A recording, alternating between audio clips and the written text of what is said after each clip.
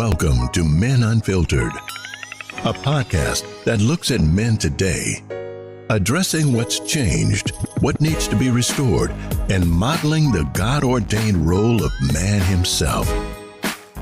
His responsibility as provider and protector, leader and lover.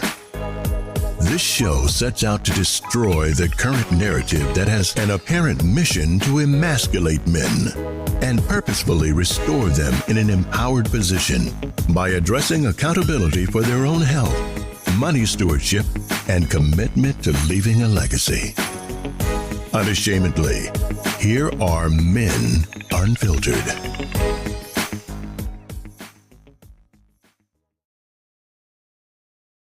What's up? It's Old Dark 30 on a Monday night. Dark 30 This is Men Unfiltered. I'm the real GM, the health evangelist, Grayson Marshall Jr. And I'm always joined on Monday nights by two outstanding, articulate, powerful young men. At the top tonight is Chris Allen on the grind, coach. As always, it's always good to be back on this show, coming to drop some wisdom on y'all every Monday. What, my brothers? Yeah, your fade is tight, Doc. Don't you? I see you looking. No, it's not, man. Yeah. Like, I told you, I get my haircut on Wednesdays. So I was doing my intro. You all in the camera. You all Friday, in the camera. Yeah, you see the edge up. It be doing stuff it ain't supposed to do. It don't even be straight no more. It be like a zigzag. Let me go ahead, Doc Adrian. Never forget the A Gentry, aka Dr. Real Estate Jax. You know who I am by now. If you're watching the show, we love to be here. I'm happy. Let's talk crazy. Let's talk crazy. Before we get into it, Doc, tell them about the giveaway. The giveaway. So this year it was kind of laid on my heart. Like, one of the biggest things I love to do is give. So I'm giving out 100 turkey baskets this year. So it'll include a gift card for the turkey. It'll include mashed potatoes, collard greens, gravy packets, rolls, like the entire meal. One of the things I look back at the days when, I was hurting. Everything I needed was just a little hope, right? Just somebody to say I care, give me a push, and just be there, be in my corner for me. So I want to be able to instill that gift on people this year. Give them something out of all this hurt, the pain, the frustration we've had over the last 2-3 years dealing with COVID, dealing with blue and red, the racial issues, right? Like, I want people to sit in their house and have dignity as they cook a meal in front of their families. So this year I've ponied up and I said, you know what? I'm gonna feed 100 people. I'm gonna feed 100 families this year. Single mothers. Come pick up your meals. You can go ahead and register right now. Look at the link on my profile. Instagram or Facebook. Go on Facebook. Look at the link. If you know any families that need a little help this year, like, please have them register, man. I would love to be able to serve and bless them. God has blessed me. Jacksonville has blessed me to be able to bless people. So that's what I want to do this year. So we're gonna make sure we there to help. I mean, there's a bigger mission behind everything that we do, but Doc has got some awesome for Thanksgiving, so we'll be there helping them give it out. But if you know anybody who needs help, and that's not to be shameful, that's not to be anything more than taking care of a blessing and being a part of that. So I'm excited for you for that, man. I can't wait to be there with you as well. So tonight, Melanie's already chimed in on this topic, but we've been talking about relationships, and we'll continue to talk about them in different ways. But I saw something, a couple videos that brought this to my attention, and I figured it'd be something to talk about here. So the topic tonight for this Monday edition of Men Unfiltered is simply this: do women or men love harder? Do women or men love harder? Melanie already said that she believes men love harder once they fall. So if you're watching right now, do me a favor. I'm going to play a little clip.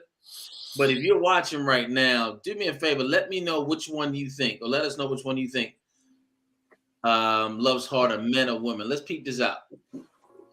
The reality is love between men and women is not the same at all. Men love idealistically, women love opportunistically. I understand the fact that as a man, a woman loves you for what you bring to the table. Your money, your income, your status, your confidence, your ambition, your cleverness. There's a whole bunch of different things that women look for in a man before they can actually love and submit and want to be with him. For men, it's like you love women for real because we don't have as many requirements of them. You love women for real? That's what you said? Yeah, men love women idealistically. This is why breakups hurt men way more. This is why men commit suicide way more when it comes to relationships. Break down what idealistically means. I mean, Obviously, no love is unconditional. It's the closest to it. When a man loves a woman, he loves her far harder than she loves him back, so to speak. This is why women overwhelmingly initiate divorce and breakups, etc., and why guys have such a tough time getting over it. Because when a man loves a woman, he loves her for real. When a woman loves a man, she loves him. He makes her feel.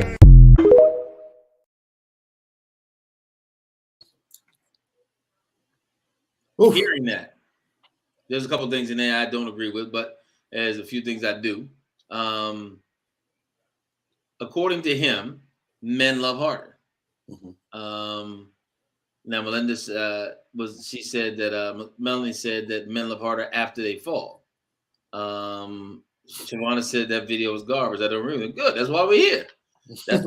So, Chris, go ahead. You give us the. I don't have right now, brother. I don't think I have I want to hear some other comments. I don't think I have an opinion right now. Okay. Doc, what about you? I mean, I got an opinion on it, but go ahead, Doc. Yeah.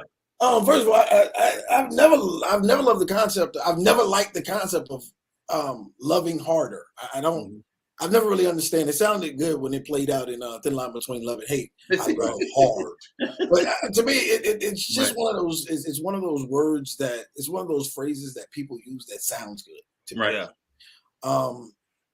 I identify what he was saying. I understand what he was saying, but I do believe that a lot of the pressure is placed upon men to have to do certain things in a relationship. Like certain expectations are of men in the relationship, and by that expectation being there, that most men aren't appreciated and acknowledged as much as they should be. Right? I believe a man is held to a higher standard in some areas of the relationship that most women will never be held to. And I think a man will be beside that woman if he truly loves her, if he's truly committed to the relationship, will be behind that woman whether she's broke or rich. He'll be behind that woman regardless of what she can do for him if he's decided to be in that relationship. I don't think necessarily I've seen the same thing come from the female side, right? I think a lot of the female side tends to be based off of what that man can do for me.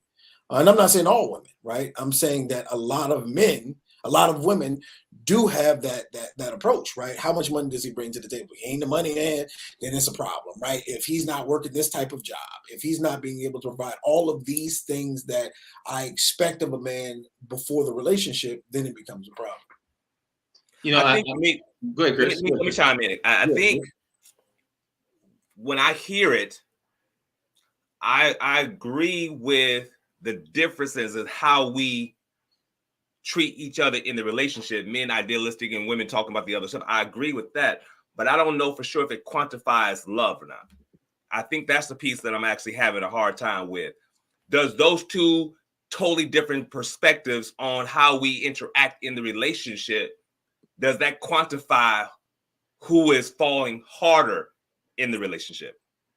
But I think, I agree. I understand what you're saying, but I honestly think about it this way. It's how they perceive love, right? So there's no real definition of it. It's if you've had a certain experience in a relationship that was beneficial for you, then maybe that's your definition of love. Right. And if she's had one, that may be her definition of love. Because he made a comment in there. He said, no love is unconditional, which I had a challenge with because you can have unconditional love, but he said no love is unconditional. So when he said that, when I heard that, I was like, so what you're dealing with is a bunch of conditions. And what he's saying is that the conditions for men seem to be, as Doc said, a little bit more, there's a lot more asked of a guy. There's so much more. And when I looked at it, so I started looking up some stuff, and it said that men are 2.4 times more likely to commit suicide after a breakup. And I was sitting there talking to Evie earlier, and she when we looked it up together, she was like, wow, she thought women would be the ones that were more devastated. But men are the ones that commit suicide. I think that is indicative of the fact, fellas, that men are responsible for so much. There's so much that they have to do. There's so much that is on them. If the family doesn't work right, they usually look at the man. If the kids aren't behaving right, it's the man. Mm-hmm. If the family is struggling financially, it's the man. Now, that doesn't mean he's the only intangible, but that's who the responsibility is there for. So the pressure for him to perform, provide, protect, all those things. And that, again, we're not saying that women don't have those responsibilities as well, but it falls on the guy. So as you said, Chris, I don't know if that agrees with. I don't know if that dictates love, but I think what the dude was trying to, what I feel like he was trying to say was the fact that there's so much on us that when it doesn't work, or if it doesn't work, we fall victim to the scrutiny that comes with it, and it's harder on us. So I agree with you, Chris. I don't know if it dictates love, but I think what he ultimately was talking about is that he felt men have it harder in relationships. Sure. And I would like to know what the overall, if you could do that same research, who is more likely to commit suicide just in general? Would it be men or women? It's men. It's men. It's men. So yeah, you know, maybe the topic should be who's more hopeless, men or women? But I think, Chris, to your point, I don't know if it's love or not, but I think that this is the problem that we have is no one can really define it. Right. In some way, we've gone away from it being a real definitive thing, and so now it's all speculative. And again, it's all based on stuff. I think that's why he said the intangible things about what men bring to the table and how they provide and what those things are. Because they're really, when you say that no love is unconditional, well, that tells me that you don't know what love is. Right. Because you can have unconditional love. Anybody that has kids understands what that comment is. Melanie says, I agree. Unconditional love sounds good, but everyone should have deal breakers. Okay, fair enough. Erica says, I think this question will always be opinion based because we as humans can't tell each other how to feel, how to love, or measure love. Love is different for everyone. Well, go ahead, Doc. So based off of that one right there, let's put that one up real quick. I got it. All right. Oh, yeah. Oh, I got it. All right. So based off of that, I think one of my number ones was, do they love God? Do they study his word and try to live by it? I think that's what comes when we're talking about everyone has a different standard of love, right? Everyone loves differently. And the reason I wanted to do that is because there has to be a standard, right? Like we can't go through this with two different definitions inside of a relationship of what love actually looks like. And if I look at it from a biblical standpoint, is love is patient, love is kind, love just keeps no record of wrongdoing. Like if I'm looking at these are all action things. I think the problem with love is most people think it's an emotional thing. And emotions are fleeting. Right. So they change from this day to the next day. But if me and my spouse, me and my partner have the exact same definition, is built off a biblical definition or a standard of this word. Now, our actions have to portray what love actually is. So it's not the yelling and screaming. You can't love me different because that's how you choose to love me. Why? Because it's an unselfish thing, right? I need to be loved the way I need to be loved, the same way the woman needs to be loved the way she needs to be loved, right? If mine is, if my love language, which it is words of affirmation, the person I'm in a relationship with, if we're with the same definition of love, we will understand that and give that other partner that love, right? But if you're choosing to live in a selfish way in a relationship, then we can't say we're together and combined in a loving relationship because we both don't have a definition of what love actually is. You're choosing to love the way you choose to love. And that love may be from a broken place. It may be from trauma. It may be learned experience. And everything that we learn is not necessarily taught. It could be from a place of someone else's trauma. So if we're looking at it from the same standard and we define it by these things, then guess what? We will operate on the same pretense. Let me ask you this, fellas, and everybody watching. Who has it harder? Meaning this way, the responsibility of love, the responsibility to exist in their role as a male or a female. Who do you think has the tougher role? Who do you think has the tougher role? Yeah, who's the tougher role? I'm always going to say, and this is not me trying to be biased or anything, I believe it's the man. Okay. And the reason I say that is because the expectations of what a man is supposed to be is societal expectations.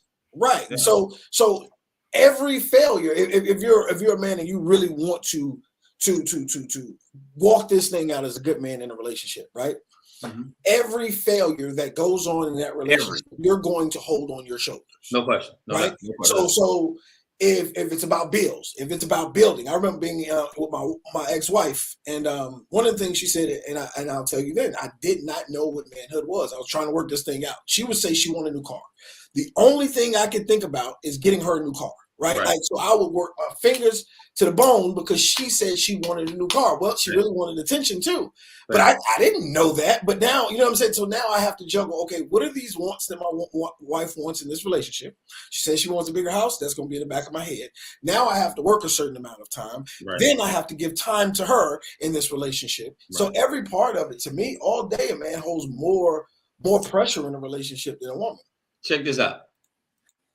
This woman, she already had some kind of masculine features, like deeper voice, deeper whatever. She decided to be a man because she wanted to see how men were treated. Not sex change, an experiment. She ended up killing herself after like a year and a half of this because she said she was treated so horribly by women that she couldn't even believe that this is how men lived. And I was like, no fucking way. But I can see it. I can see that you guys don't speak up. You don't say the things that we need to hear because you want to love us, you want to support us, you want to be there for us, but you guys are supposed to be. You're supposed to be the strong one. Yeah. You're supposed to be these things, and yet we've been fighting to be your equal, fighting to be the alpha, fighting to be, and out of kindness, you guys are stepping back, but it's a losing war for both of us. Yeah. Spot on. Right. Now, ladies watching, I want your take on what she just said, because I think that again, but let me ask you this: she made some comments in there about women wanting to be the alpha and wanting to be that. Shavonna said nope. Shavonna, what you saying nope about? I don't think she agrees. She don't agree? I guess not. Let's see. Shavonna, do you agree or don't agree with her? I'm guessing she don't. Okay. What was garbage about it? Interesting. I believe it's a choice to not communicate. Can we get Shavonna on the thing, maybe? Yeah, we can send her a link if she's got she's not my friend. So. I really want to know what was garbage about. Yeah, I want to know. Yeah, that'd be good to have her on. Shavonna, would you be willing to get on?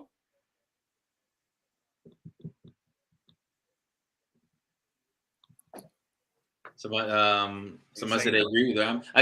When I saw the video, I was like, wow, the lady went undercover because she had male features. And she said she was horrified at how men get treated. Men can be strong and vocal about their feelings as well. Hey, brothers, I need time to type. Right, okay, go ahead. You got time to type. Jump on. You always ready. You got the afro ready. Do you want to be on the air? I mean, do you want to be on the... No, I'm just curious. Any other ladies watching? I'm curious about what you said. She said it's garbage. Do any other ladies agree with her when it comes down to that comment? I believe it's a choice not to communicate. But I don't know that. We'll watch it one more time. This woman, she already had some kind of masculine features, like deeper voice, deeper whatever. She decided to be a man because she wanted to see how men were treated. Not sex change, an experiment. She ended up killing herself after like a year and a half of this because she said she was treated so horribly by women that she couldn't even believe that this is how men lived. And I was like, no fucking way. But I can see it. I can see that you guys don't speak up. You don't say the things that we need to hear because you want to love us, you want to support us, you want to be there for us, but you guys are supposed to be. You're supposed to be the strong one. Yeah. You're supposed to be these things, and yet we've been fighting to be your equal, fighting to be the alpha, fighting to be, and out of kindness, you guys are stepping back, but it's a losing war for both of us. Yeah. You know, I agree with it, man. You know, as a man, sometimes, sometimes because you're expected to have all the answers. You're expected to be the Superman. You're expected to put your Clark Kent down and go into that phone book and come out and Superman and hold everything, be faster than a locomotive and stronger than anything. You're expected to that. But sometimes as a man, you just want to say, shit, I don't know what the hell we doing. You know what I'm saying? Right? Absolutely. Sometimes you want to be able to say, listen, I'm messed up right now and I don't even know which direction to go into. As a woman, can you hear that information from your man and still look at him with that same love, dignity, all that type of stuff that we want and that respect that we're looking for? If a man was totally honest with you and said, listen, I don't know what the hell I'm doing, are you still going to hold him in that level? I agree with her, right? I agree with her to a certain extent. And I'll say this. The whole premise is behind the book, Love and Respect. was based off of just that thought process. Right. Right. The entire book was based off of that thought process. And this is not a book of opinion. This book of research of literally over 1,000 people, relationships, and digging down in problems in a relationship. Men need respect, women need love. And in that, one of the chapters stated, it says, women sometimes emotionally believe men are 7 foot tall and bulletproof, meaning they should be able to take anything that's thrown at them. And a lot of women have that misconception about men. And I think that's where this woman was really speaking to, right? Yeah. Where a man really wants to say what he wants to say, but he has to deal with you emotionally, or arguing and the fussing. Or you have been single for a while and now you're independent. So guess what? Would you say, for me to submit, it's going to be take the right man doing the right thing, right? That's another element that we're dealing with now. Right. Relationships, right? So there's a constant battle of, should I trust this man? Shouldn't trust this man? And he has to fight through every one of the barriers that you put up, every one of the barriers that your friends put up, or they may be speaking to you to get to you and get to your heart. So a lot of this is what this man is saying is, guess what? Sometimes we have to, as males, walk on eggshells to protect your feelings and your emotions. Yeah. And it only makes it harder on us when we cannot communicate without there being a super emotional exchange. Yeah, it comes down to that trust. Mm-hmm. It comes down to trust. When a man is in that relationship with that woman, we want to be able to know, can I trust you with my vulnerability? Correct. And the hardest thing for a man to do is to be vulnerable. Correct. You know what I'm saying? Because the minute you do be vulnerable with each other, let alone that woman. Well, you know what I'm saying? Yeah, because the minute you do, you just acknowledge a chink in your armor. Right. And now it is used later, or potentially to be used later, when there is an emotional exchange. Right. Mm-hmm. I've been on the back end of saying something from the heart personally, and all of a sudden it come right back. Next time she got something to say, it's right back in your face. You know what I'm saying? Yeah. But if you look back biblically, Genesis 3:16 talks about this. It says, and the woman will desire to control the man. Yeah. You talking about that from the beginning. I mean, this is from Genesis 3:16. And the woman will desire to, literally, he's talking about the man will rule over you, and the woman will desire to control the man. So you're talking about, from a biblical standpoint, this has been from the foundation of time, when the first relationship was there. Right. There was going to be some discord and some challenge. One Facebook user says, I agree with the overall message, but I don't understand why she killed herself if she was just pretending to be a man. Well, I think I don't know about why she killed herself either, but I think it alludes to, or it justifies some of the comments we had earlier when we're talking about the likelihood of suicide. And that's men are going to do that than it was. But here's what I believe. I believe that she got into that and didn't realize how much men put up with.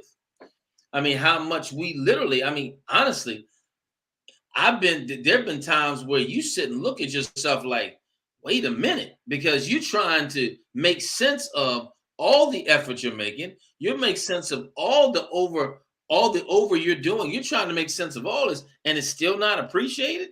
It's still not accepted. It's still not embraced. It's still not, man, you look, and you get to that place. And or the mark keeps moving. Right. It goes no matter how much effort that you put into the situation, the mark moves again. Keep moving the end zone. They keep moving the goal line. Right. Keep moving the goal line. You know what I mean? So I think that's what it comes down to. So, lady, I'm still waiting on Shavonna. She must be typing a book, y'all. She got the whole thing up. Yeah. But we're waiting on. So, ladies, if you're watching, we're literally sitting here talking tonight about. It started out who loves harder, men and women, because that was the actual commentary in the video. But now we're talking about the responsibility of men and women, who has it harder. Right. And I think that's something that we need to look at, because depending on how you see who has it harder may affect how you enter into or navigate a relationship. And I would really love to hear from women who believe they have it harder. Mm-hmm. Right. I would really love to hear the point of view of a woman who says they have it harder in a relationship. Mm-hmm. Because ain't nobody said that yet. Huh? Ain't nobody said that yet. No, I would really love to hear it. Right. Because I don't believe the bar is set as high. Do not laugh. For majority of men. For the majority of women. I don't believe the bar is set as high as it is for men. I don't think our lists are as extensive as a woman may have on her list. Right, and that's what he said in the first video. He said that. Let's peep this again, because he said that in that first video. The reality is love between men and women is not the same at all. Men love idealistically, women love opportunistically. I understand the fact that as a man, a woman loves you for what you bring to the table. Your money, your income, your status, your confidence, your ambition, your cleverness. There's a whole bunch of different things that women look for in a man before they can actually love and submit and want to be with him. For men, it's like you love women for real because we don't have as many requirements of them. You love women for real? That's what you said? Yeah, men love women idealistically. This is why breakups hurt men way more. This is why men commit suicide way more when it comes to relationships. Break down what idealistically means. I mean, obviously, no love is unconditional. It's the closest to it. When a man loves a woman, he loves her far harder than she loves him back, so to speak. This is why women overwhelmingly initiate divorce and breakups, etc., and why guys have such a tough time getting over it. Because when a man loves a woman, he loves her for real. When a woman loves a man, she loves him. He makes her feel. Like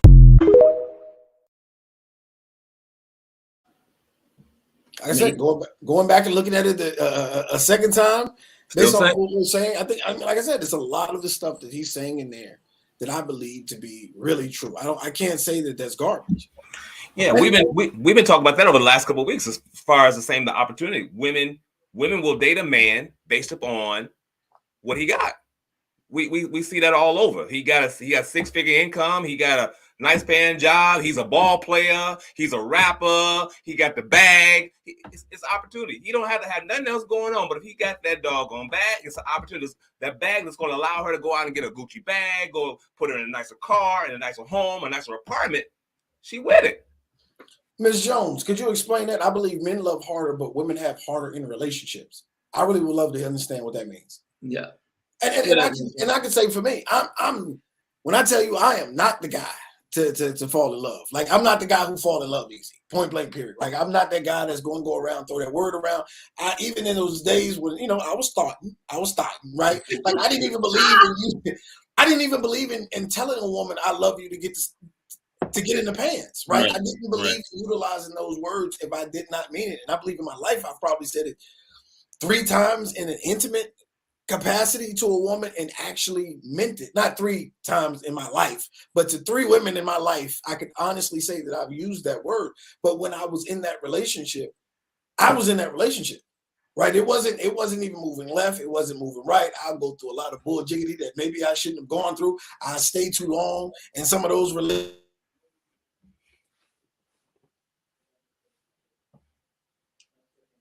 Doc. We lost Doc. Yeah. Doc, come on back. Dawn says something. You know, you got to understand that sometimes when we're making statements like this is not indicative of everybody. We understand that this is not a bag that's gonna catch every woman. Right. So, because Dawn said the video she doesn't think is accurate because not all women date men for money. A lot of women are yearning for someone to truly love them. I would agree with that. Yeah, and again, the reality is, I'm with you, Chris. We don't go ahead, Doc. Finish your statement because you went away. No. I said I've never really used that word without really meaning that word. So I can say the breakups. I never got hurt by a female until I was 28 years old. I didn't know what it meant to be hurt by a female, but I got into that relationship and I did everything to possibly make that relationship work. That was my marriage, right? And so afterwards, yes, it was a completely different animal emotionally for me because I didn't even know how to deal with that pain. In the next relationship I got it, I'm 100% in, right? And letting that relationship go was a hard thing to do, even though emotionally that was probably the most, what I say, sometimes you got to use big words for relationship, tumultuous. Like that was a crazy relationship, right? And emotionally, I couldn't let the relationship go. So I do believe when we do fall in love, for most men, it's not an easy process, but when we do fall in love, we do tend to put a lot of ourselves into that relationship. Mm-hmm. Hold on. It's funny because the more we seem to talk about it, the more there is seemingly women that have the belief. And again, we're still waiting on any woman that feels like women have it harder. But peep this. You know, something that'll never make sense to me is how the men and the fathers that take care of their kids all the way around, physically, mentally, spiritually, financially provide for their kids, show up for their kids in every aspect of their children's lives, get the hardest time. They get the hardest time. But those absent fathers, Those ones that choose to show up when they feel best fit, they get the easiest route. But them ones that do their part, they get the hardest way. Oh, God. I feel so bad for some of them. I would never understand it. Like, make it make sense to me. Yeah, I would never understand it. Call me back. I think she finally commented. But I think, listening to her again, there's more women that are really talking about the pressure that's on men. That's very hard. I mean, I can attest to that one. Knowing when you're there all the time, doing everything you need to do, and it's still not enough. I mean, I totally can understand this one. Let's go back to what's her name? Shavonna. So she said the video shows this woman had an underlying issue that needed to be addressed first. That does not prove her point, but highlights mental issues on both sides. This could be past traumas, hurt, etc. Men deal with facts, women deal with feelings.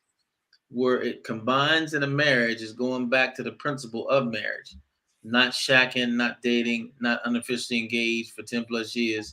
From the biblical standpoint is this: God gave the man the rules. The man gave it to, did I miss her second part? When she ate, the man gave God gave the man the rules. The man gave it to the woman. The woman, when she ate, she gave it to him. When God approached, he didn't question the woman. He questioned the man.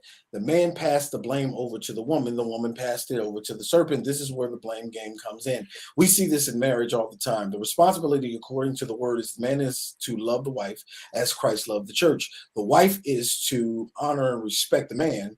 This is how women are to show love to her husband. Sorry for the book brothers. LOL, may have to get on the live next time. Yeah, and I think what you're saying is completely accurate, 100%. Yeah. I think one of the points that you made in that was God gave man the rules, right? So I'm putting the burden on the man for anything that goes wrong. He could blame all day long. Like, we can't look at the fact that Adam decided to blame Eve and Eve decided to blame the serpent. The onus is still on the man in that entire situation. The person who had yes, there was some mental health issues that played out in that, but I don't think that was the real point. I think the other parts really played the point of what she was talking about when she was talking about a man not being able to say how he really feels, or a woman combating or battling that man inside of a relationship. Now, that's an issue we're always going to deal with, because if we look at it, the Bible says first the natural, then the spiritual. So we're always going to have to deal with the natural woman versus what the law says. If that was the case, everybody would be, happy and at peace and love each other to life. We're always going to have to deal with the natural element of a human being. So dealing with that natural element of a human being, that's where the conflict lies. Melanie says, I want a partner. He has to bring what I bring to the table. Hold your own financially, and together we're great. So Melanie, so it's just financially that he has to bring to the table? Melanie, let's hear some more about that one. Because that comment is what the lady last week was talking about. That comment. You know what I'm saying? Because what happens if you making 6 figures and he only making 3 figures or 4 figures, but he love you unconditionally, he treats you with respect, he come home, he ain't out here hoeing around, he ain't out here cheating, he ain't out here what you call thotting. You know what I'm saying? But you making 6 figures and he only was able to bring you 4 figures. Right. He making 15 to 20,000, 5 figures. He making $30,000 a year working over there at Amazon, but he a hard worker, but he treats you with respect. Then what? Okay, we're going back. Hold on. Here's a good one. It says, because some men have a hard time communicating their feelings, and it's hard to know where you truly stand with a man. That's one. Coach, you want to take that one? Yeah, well, I mean, the reality of it is that where we really stand, the minute we share with you where we're staying, at the end of the day, now we become subjective to that commentary. Because unless you are in agreement with what we say, now there's a contention. Now there's fight. Now there's a struggle. So men do hold off. Like Doc said earlier about wanting to just please you guys and get it done. Truthfully, how many of you all are really willing to stand up and listen to that man and really follow his lead. I mean, is that what you're saying you're really ready to do? Right. Because I don't believe that's the case for the majority of women out here today. They won't sit there if the man gives that direction and leadership. Now, what I do believe is that the man is following God, it's more likely to happen.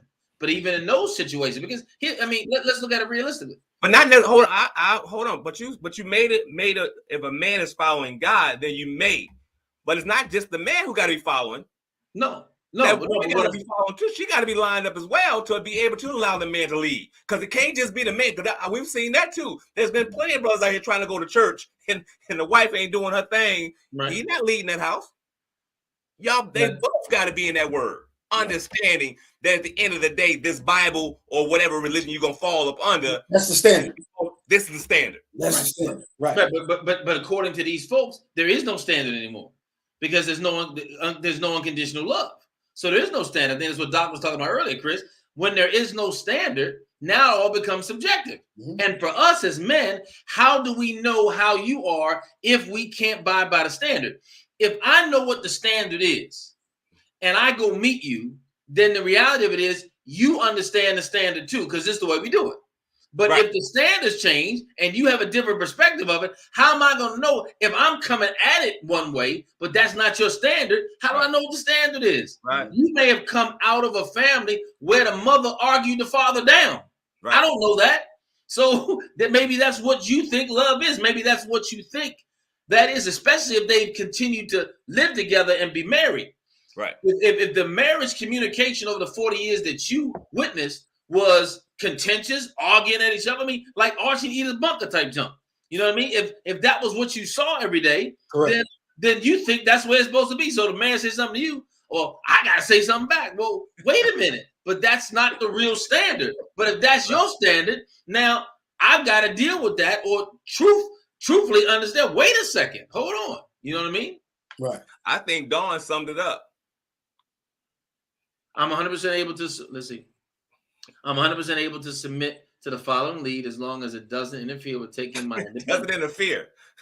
With taking my independence, my spirit, or who I am. You had to be willing to take the journey together. Well, wait a minute. You're independent.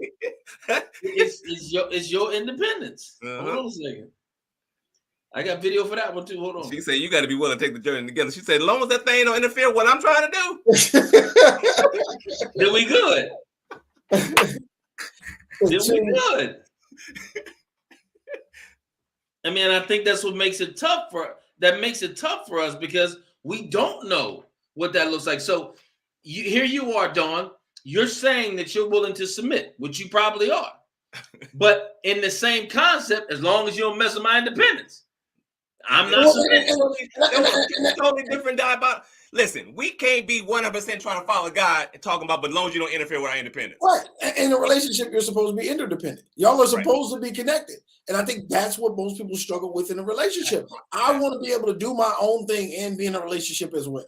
Right. And I'm not saying that's you, Dawn, but we ain't picking on you, Dawn. So no, we're picking on you, but a lot of people really believe that notion. Most people don't want to commit because they feel like they're going to miss out on something. Right. If they have to be in that relationship, or if they're tied down to a marriage, I'm going to miss something and miss who I want to be. Instead of looking at it as like, wow, this is a completely different life. This can be something completely different in walking into my purpose. So she says, Ms. Jones says, men struggle being alone, so they'll use the presence of women to hold them over through their struggle and loneliness until they're ready to settle down. I don't think it's a man or woman thing. I think that's a human thing, right? That's what they call a rebound, right? Like, so you just got out of a bad relationship, and next thing you know, you rebound to the next relationship. It may not be the relationship you want to be in, but then at some point you leave them to be with someone you want to. I think that's both men and women. That's both not men and women. Huh? Both men and women. Yes. Yeah, that's not just a man thing. Siobhan says, no, I disagree. And she's going back to the video. A man can, if he's willing to set aside his pride in order to communicate. I don't necessarily believe it's always the pride issue, right?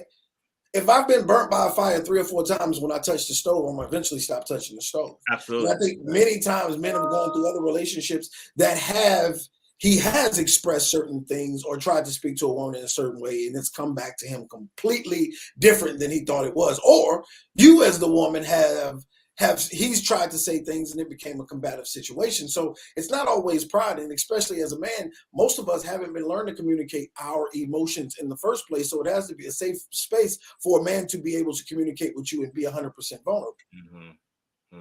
So it's always a cause and reaction. The reason he may not be speaking may be because of the reactions he's gotten in the past. That's good. Grab another one. I'm looking for something real quick. Okay, I was wondering. You Yeah, Dawn said, wait, who was someone? Melanie says, I can't speak for others. For me, we have to come into a relationship with no fear. Communication and listening is paramount. Cool. Melanie says, again, folks get into a commitment too quickly. Dawn says, I meant that I won't become lost in myself through someone else. I have a wonderful testimony. Awesome.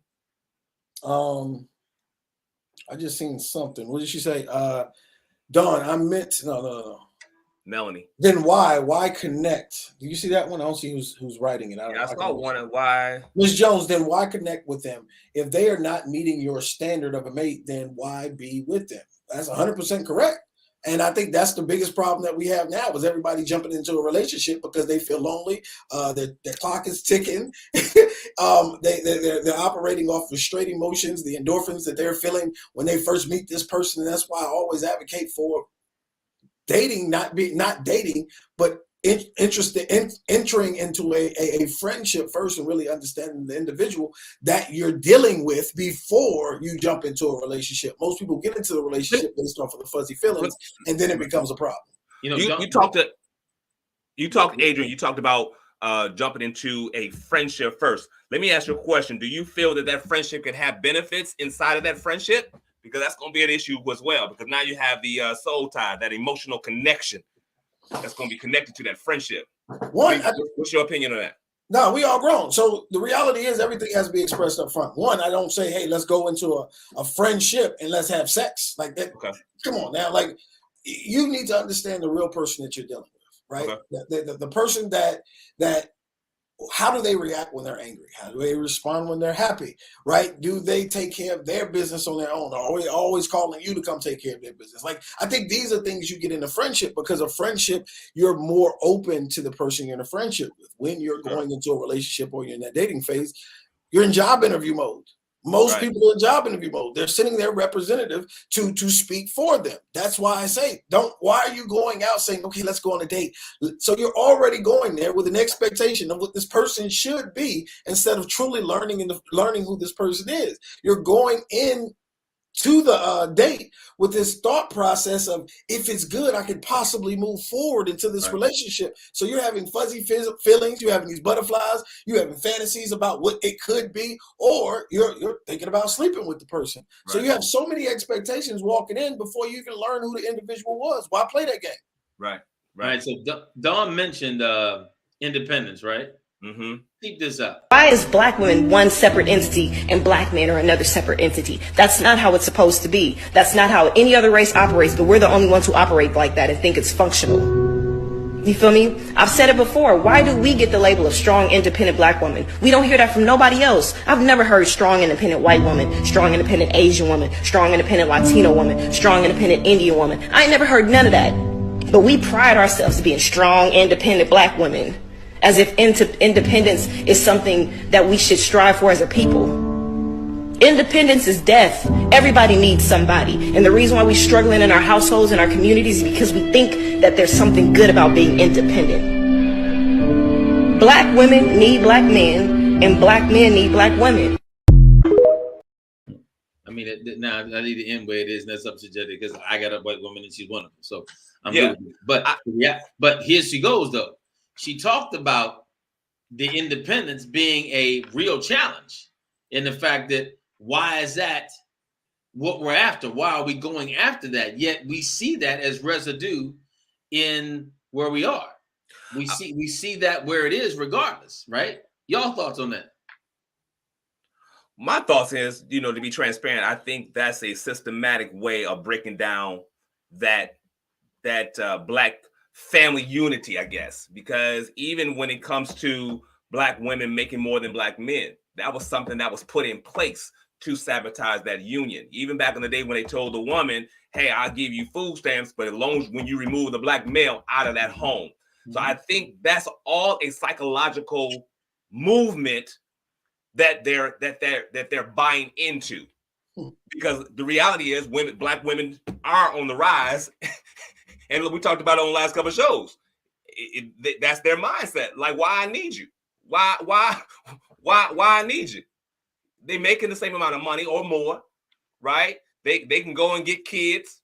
They run in churches. They run in corporate. So why they need you? Ladies, Doc, go ahead.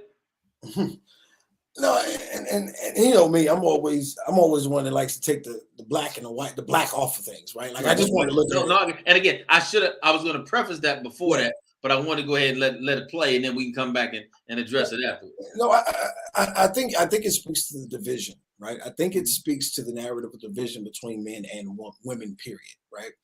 And the more we can separate the men and the women, the less relationships that we have that are actually flourishing. I think, let's say from a biblical standpoint, I believe the devil wants to kill relationships, right? And I also look for the independence from a perspective of hurt.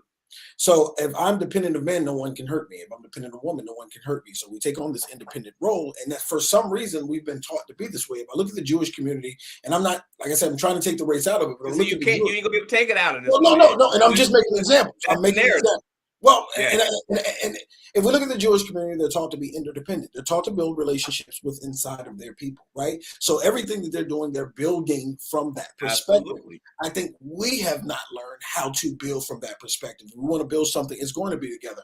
Even and I spoke about this before, even a lion, not a lion, even a wolf, right? A wolf that was built to withstand weather, can fight for itself, can protect itself, only has a 60% chance of survival in the wild by itself. But us as human beings, we're trying to fight to be independent, right? And there's emotional things. If we look at the Bible, it says go out 2 by 2. We were supposed to be connected to someone else, but we're losing that part of who we are. There is actually an entire industry of people who will come over and give you physical touch, right? Not sexually, but someone to come over and give you physical touch, hugs. People will come over and hug you because we're losing that ability to be able to connect with people. And we still have that internal emotion, that internal feeling to be able to connect with someone on a different level based off of physical touch. They say people with death row, they go insane, not from the time of being alone, but it's the time of not being able to interact or touch anyone during that time and duration. And I think we have to get away from that because it's becoming a protection mechanism of independence where I don't need anyone, right? And mentally it's not helping us, but it's becoming one of those things we're doing to protect ourselves from any harm, hurt, or pain, or any rejection. Thanks, Mel. Mel says she signed off. She touch is mandatory. But Doc, you talk about it's generational. It's systematic that it's a narrative that we have to be able to, at some point, break that cycle. But it's been passed down from generations, even through slavery time, when they was able to take the black man out of the home and do certain things to the black to break him. That's what it was, to break that nucleus of what that family between these two women or these two people was all about, the man and the woman. What is that? That they were trying to break. But here's the difference. If you look at Jim Crow didn't destroy the family. It wasn't until you removed the man, because even in that time, Chris, there was still a husband and wife there. Yeah. Even though they tried to break the spirit of the man from rebelling against authority, the father was still in the home. If you look back all the way through Roots, there was a husband and wife there. It wasn't.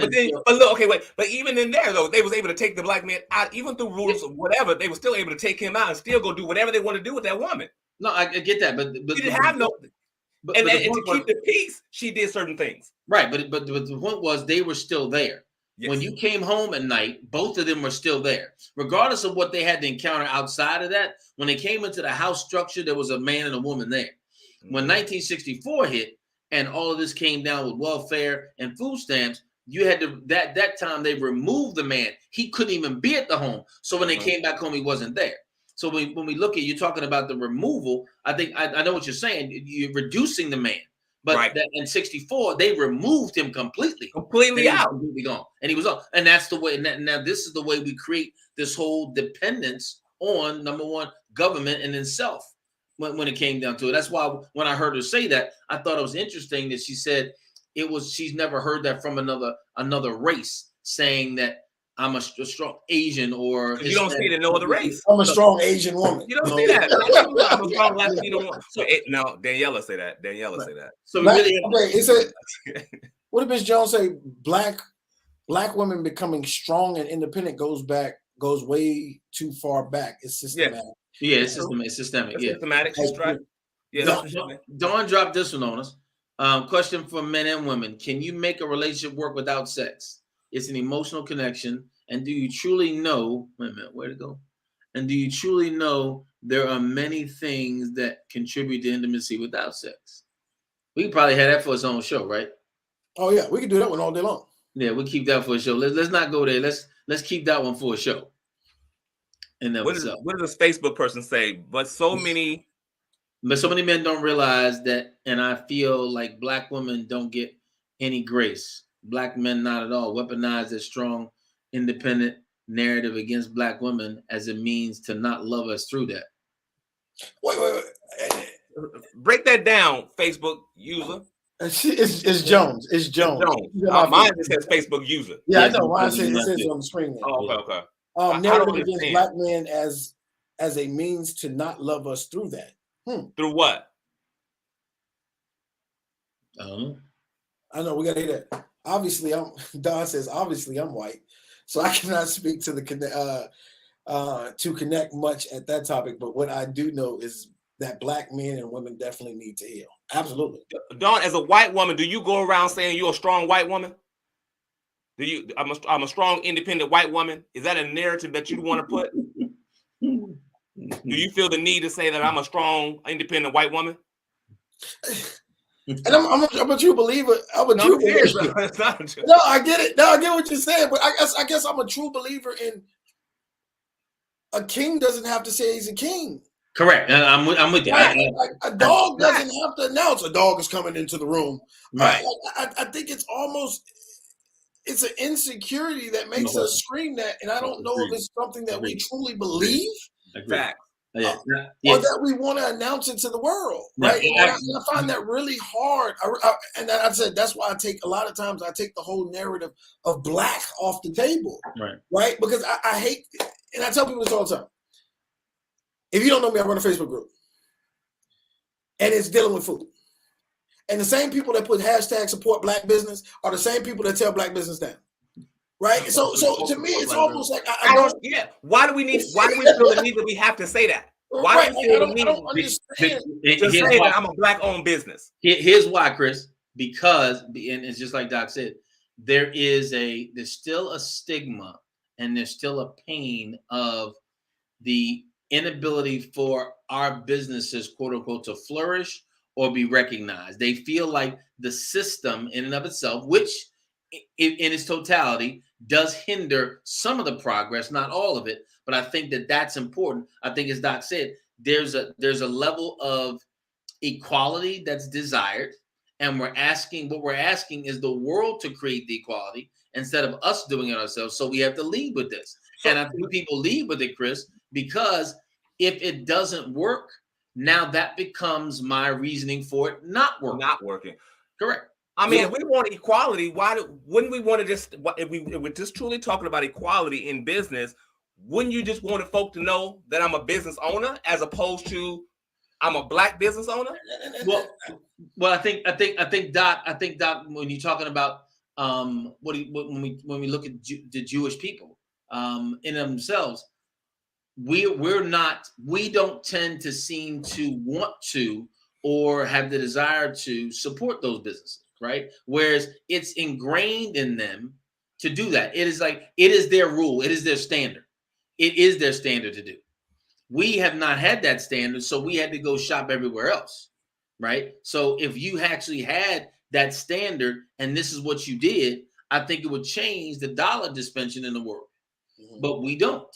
Right. And that's the reality. I think, Chris, the other thing too is that the underlying message is still what it was when you were talking about earlier. It's still division, and it's still reduction, and it's still minimizing, and it's not. There's still a place to have it not being equal when it comes down to it.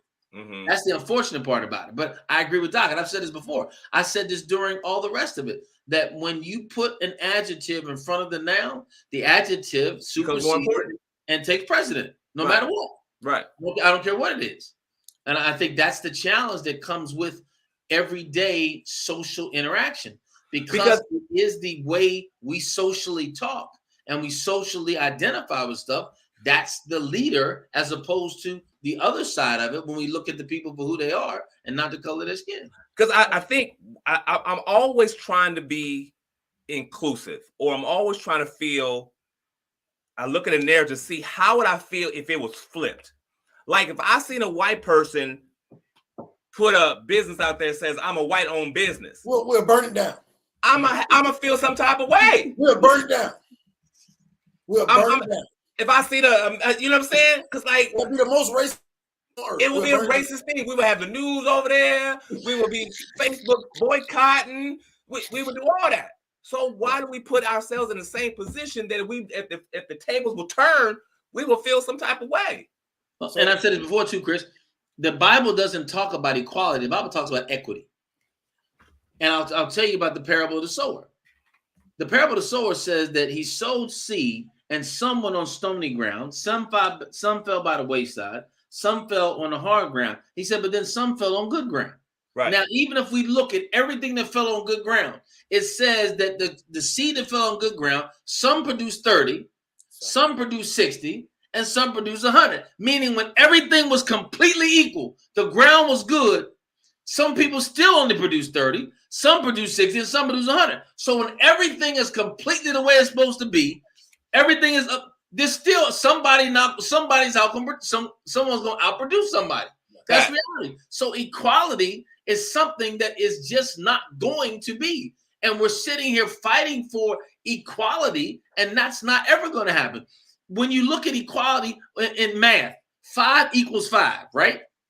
If you had 6, you had to make a greater than sign because 6 can't equal 5. Right. When you're looking at the amount of people in the world, I think Euros or Caucasian, whatever you want to call them, there's 60% of the population here. We as people of color are 13% of the population. I don't know what math you're working on, but that's not equal. And when you look at business ownership, it's not equal. So I don't know what you think can happen to make that equal, except for somebody giving you something. Right. Because as a business owner, I want all business. Correct. I don't want just the black money. I want the white money. I want the Spanish money. I want the Asian money. I want the alphabet money. I want it all. Correct. So let me pull it back in. Because both of y'all got sweat on y'all foreheads, and it being black is starting to shine. Let's get back on topic. You got to preach a towel. So Ms. Jones, getting back on topic. Ms. Jones says some men don't realize that the strong, independent woman narrative was taught. To be even more clear, it was taught by white feminist groups. It was taught by white feminist groups, but that's another subject. Because of that, they see strong black women as unloved or challenging, unlovable or challenging. Unlovable or challenging. Okay, so unloved or challenging. Right. So we're not going to say here or there where it was taught from. Either way, it's still unlovable. At some point, it has to be fixed with inside of the culture. Let's say that. Absolutely. Right? Like it's not. My grandmother taught my mother something, and if I still believe it, and I'm in my 50s, that's my fault because I didn't change the narrative. Second, I don't believe most people understand what strong is. Right. And by not understanding the definition, you tend to misuse that word or utilize that word in the way you see fit. And I believe there's a very thin line between between strength and ignorance. And I believe most people hold on to this idea of what strength is. And sometimes that strength is argumentative. Sometimes that's being combative. Nobody's going to take advantage of me. They're going to listen to me. I need to yell to have my voice being heard. And that's seen as strength. And many times it's just ignorant because being combative for no reason is ignorant, right? And I think we have to begin to define what strong is, because you can be a strong person and not be ignorant. Mm-hmm. Right. And I'm not saying, and please don't take this as Adrian saying black women ignorant if they strong. No, I'm saying sometimes what you've been taught, and I know and I understand that it's been taught, right? I understand that sometimes you're seeing it from people who you love, the respect around you, and you're taking on their personality type. And so for some reason, you're believing that strength, and it's not necessarily strength. So I don't believe we can't love you through it. But at the same time, at what point is that person supposed to say, I can't do this anymore? Mm-hmm. Mm-hmm. Right? Like how much abuse, how much arguments, how much frustration, how much of you not taking responsibility for your actions must this man condone, or any man condone? Because I tell people all the time, I'm not going to get in a relationship with a woman who loves to argue and yell and scream. It's not going to happen. That's not Adrian. Right? You need to work on that. I'm not getting in a relationship where everything becomes a trust issue. I come home 5 minutes late and you're thinking I'm cheating, or I'm being blamed for stuff I didn't do, or I'm not doing that. And I think sometimes people have to deal with that themselves. But some reason they're thinking that strength because they have these barriers up and people can't penetrate them. And we're calling that strength, and it's truthfully ignorance. Right. I agree. And we will end on that one. Yeah. We will end on that one. I think it was good. Yeah, it was. Thank you for joining us. Thank you for another Monday edition of Men Unfiltered. We love the conversation. Thank you so much for everybody that joined in and shared tonight. Shavana says it's not equality. It's reliability. The parable by the talents, the master gave 5 and 2 and then 1 according to their ability, regardless of the All good about the ground. ability. What is produced is based off of one's ability to produce. Well, I mean, yeah. What I was saying, Shavana, is that if the ground isn't fair and it's not equal, it's going to be different. But even when it is, even when everything is right, somebody's going to produce based on their ability. That's the whole point. That's what we're talking about. Correct. It's going to be different no matter what. So that's what that is. But enjoyed it. Continue to share your comments with us. Chris has got a whole list of stuff for us. Next week, Chris, we want to do the one you said. Yeah. We got a couple questions from some people. Okay. And next week, let's just do questions. We're going to do questions. So that'll be next week. I'm the real GM, the health evangelist, Grayson Marshall Jr. I love hanging with you guys every night. I appreciate you for joining us. My partners again, without any hesitation, up at the top. On the grind, coach, Chris Allen. It feels good to be here, yo. I'm telling you, this is awesome. Every time we do the show, man, I walk away with something positive, something good. So this was very thought-provoking, and as always, I totally enjoyed it. And tell them to check out go check out our site, On the Grind. Was it On the Grind Gear? OnTheGrindGear.com. OnTheGrindGear.com. Danielle and I have a bunch of stuff coming up, so go check us out. On the Grind.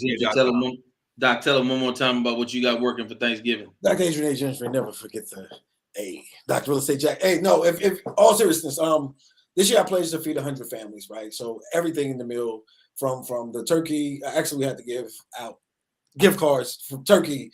We're giving out gift cards for the turkey, greens, mashed potatoes, rolls, desserts, everything. So families that may be in need. If you get a chance, go to my page. It's pinned at the top.